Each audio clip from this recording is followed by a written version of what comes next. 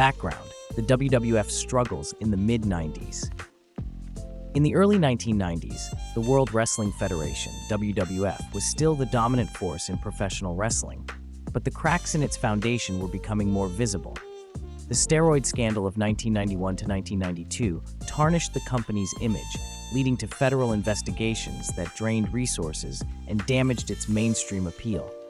As a result, Vince McMahon was forced to move away from the larger-than-life superstars of the 1980s and shift towards smaller, more technically proficient wrestlers in what would become known as the New Generation. Financially, the WWF was struggling. By 1994 and 1995, live attendance had plummeted, pay-per-view buy rates were dropping, and merchandise sales had taken a hit. Without the massive drawing power of Hulk Hogan, Randy Savage, and the Ultimate Warrior, who had all left for World Championship Wrestling, WCW, or other ventures, McMahon's company was forced to rely on younger stars like Bret Hart, Shawn Michaels, Diesel, and Razor Ramon to carry the load. At the same time, a major storm was brewing on the horizon in the form of WCW. With billionaire Ted Turner backing the company financially, WCW had the resources to directly compete with the WWF in ways no other promotion had before. The WCW takeover begins. In real history, WCW aggressively signed former WWF talent like Hogan, Savage, and eventually others like Kevin Nash and Scott Hall. But what if WCW had acted even faster and McMahon's financial problems worsened? By early 1995, WCW was already luring away key names with guaranteed contracts and lighter schedules. Hulk Hogan had debuted in mid-1994, and by 1995, Randy Savage, Earthquake, and Jim Duggan had followed. Lex Luger, a former WWF star, would jump ship in late 1995. These defections weakened WWF's roster significantly. If McMahon's financial state had been even more dire, WCW could have accelerated its talent raid, offering lucrative contracts to more WWF stars. Imagine if Bret Hart, instead of re-signing with WWF in 1996, had received an early offer in 1995. What if Shawn Michaels, frustrated with the declining state of the company, had left for WCW? The WWF's New Generation movement would have been left without two of its biggest rising stars, creating an even deeper talent void. Financial collapse and WCW's victory. By 1995, WWF was already struggling to stay afloat. In this scenario, McMahon's cash flow issues worsen, and his attempt to push Diesel as the top champion fails to turn the tide. Live event revenues continue to plummet, and pay-per-view sales fall below sustainability levels. With declining interest from advertisers and mounting debts, WWF reaches a breaking point. In mid-1995, the unthinkable happens. The WWF files for bankruptcy. Unable to secure financial backing to continue operations, McMahon is forced to sell off company assets. With no viable buyer willing to invest in a failing wrestling promotion, WWF ceases operations. This leaves WCW as the undisputed leader of the wrestling world. Turner, seizing the opportunity, expands WCW's programming even further, aggressively marketing Nitro as the only major wrestling show on television.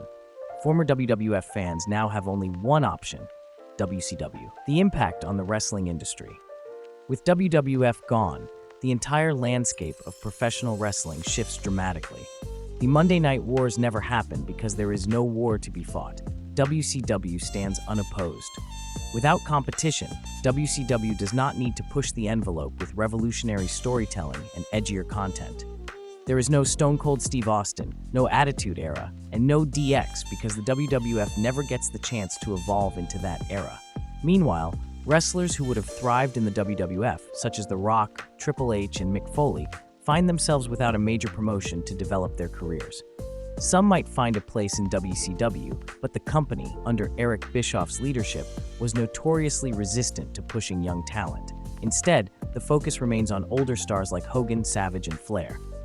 As the years go on, WCW becomes complacent without real competition.